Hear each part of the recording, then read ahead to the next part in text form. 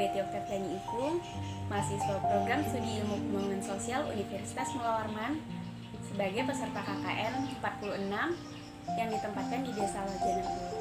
Baiklah, di sini saya memberikan edukasi mengenai perubahan sosial berbasis digitalisasi yang berada di masa pandemi COVID-19 ini. Yaitu kenapa harus kita bahas ini? Karena tanpa kita sadari bahwa selama pada masa COVID ini yang diandalkan adalah teknologi. Makanya sekarang masyarakat itu sering dijuluki sebagai masyarakat digital. Mengapa perlu kita ketahui perubahan sosial berbasis digitalisasi ini? Karena ini juga merupakan suatu tuntutan bagi negara untuk dapat berkembang, bahwa masyarakat itu harus tanggap terhadap teknologi alias tidak gagap terhadap teknologi gitu. Dan juga tentu saja dalam era digitalisasi ini masyarakat mengalami perubahan yang sangat besar dan sangat pesat. Oleh karena itu, kita sebagai masyarakat digital harus pandai-pandai mengoperasikan teknologi atau digital lainnya agar lebih bermanfaat lagi. Dan kita harus selektif untuk menggunakan sosial media kita. Jadi yang pertama itu apa yang harus kita lakukan, yaitu kita ketahui dulu apa itu perubahan sosial.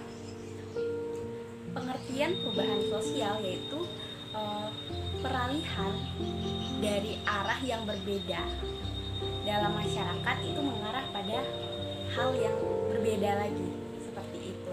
Perubahan sosial ini meliputi berbagai aspek, seperti aspek sosial, ekonomi, budaya, baik itu berupa perubahan negatif maupun positif, dan juga termasuk globalisasi. Pada saat sekarang ini, kebutuhan terhadap teknologi itu meningkat secara drastis. Mulai dari Januari 2020 itu mengalami kenaikan yang cukup signifikan para pengguna internet ini, khususnya di negara Indonesia ya. Dan juga kenapa kita harus menggunakan teknologi? Karena teknologi ini penting bagi sebuah negara, bagi suatu daerah yang ingin atau sesuatu daerah yang memiliki perkembangan yang pesat, itu dikarenakan globalisasi.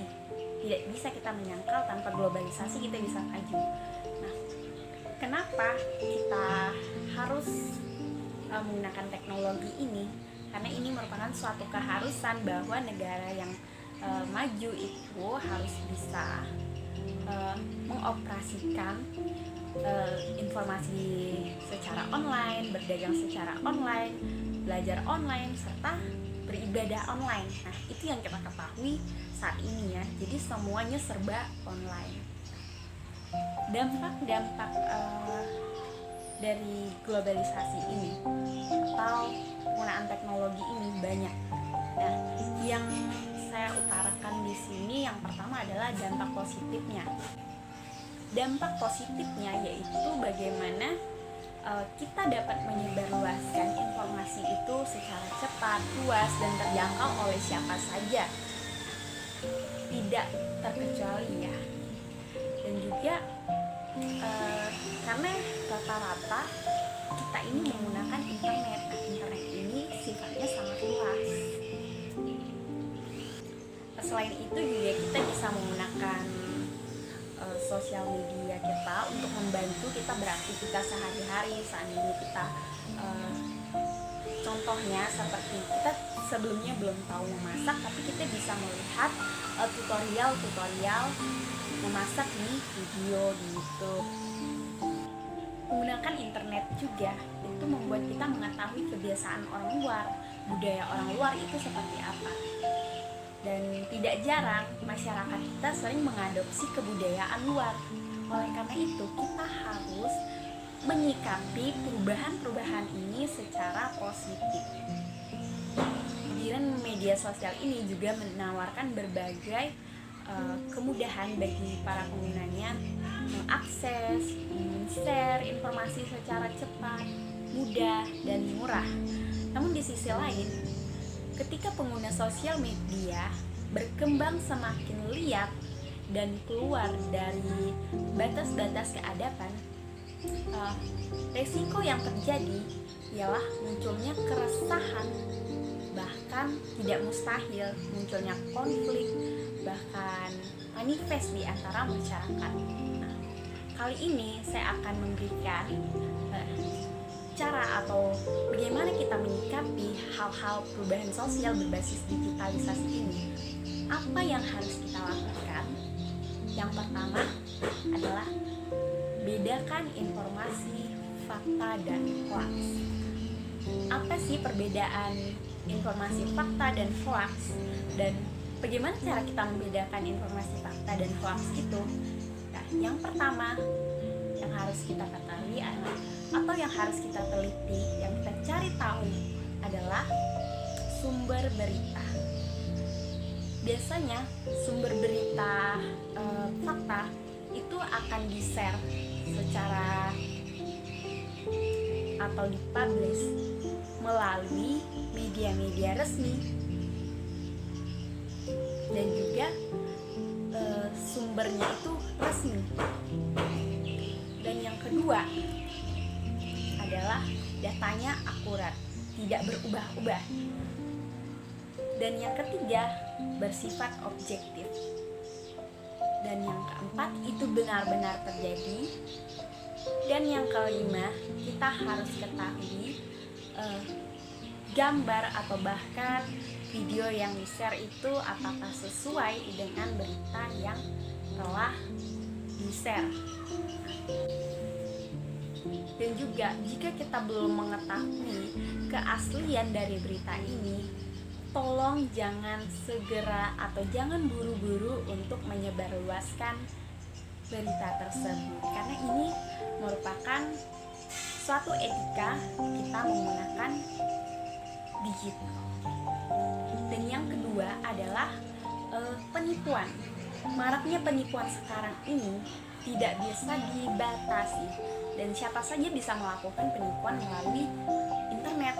Nah, contoh yang sering kita ketahui, yang sering kita temukan adalah penipuan seperti peminjaman online, bahkan juga mendapatkan kupon hadiah serta yang lain-lainnya begitu ya. Dan juga menjadi menarik Anda untuk berinvestasi.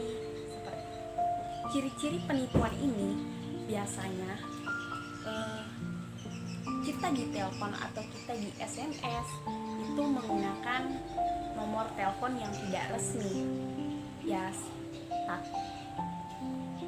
yang tidak resmi di sini maksud saya adalah nomor teleponnya sama seperti nomor telepon kita berupa 12 angka, nomor telepon biasa seperti itu. Dan juga situs-situs webnya juga mengatasnamakan pribadi atau nama domainnya berbeda-beda atau bahkan tidak sama dengan instansinya.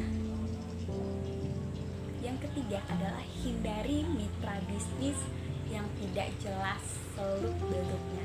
Nah, mitra bisnis di sini yang saya sebutkan, yang saya maksud adalah bahwa bisnis ini belum kita ketahui atau belum dikenal secara luas dari masyarakat seperti apa, dan juga kita biasanya dimintai modal terlebih dahulu, dan juga seringkali identitas kita itu sering diminta secara lengkap seperti itu. Dan juga situs web, kantor, bahkan juga biasanya perusahaannya tidak diterterakan secara terbuka seperti itu. Nah, demikian penyampaian dari saya bahwa semakin banyak atau semakin besar perubahan sosial di era digitalisasi ini, semakin tinggi juga tingkat kejahatan dunia mayanya. Oleh karena itu, saya doakan semoga kita semua dijauhkan dari hal-hal seperti itu. Saya harap semoga video ini bermanfaat bagi setiap penonton yang ada di sini. Kurang dan lebihnya, jika terdapat kesalahan, mohon maaf. Jika ada saran dari teman-teman, sangat saya harapkan karena penyampaian saya ini jauh dari kata sempurna. Sekian dan terima kasih. Dadah, sampai jumpa lagi.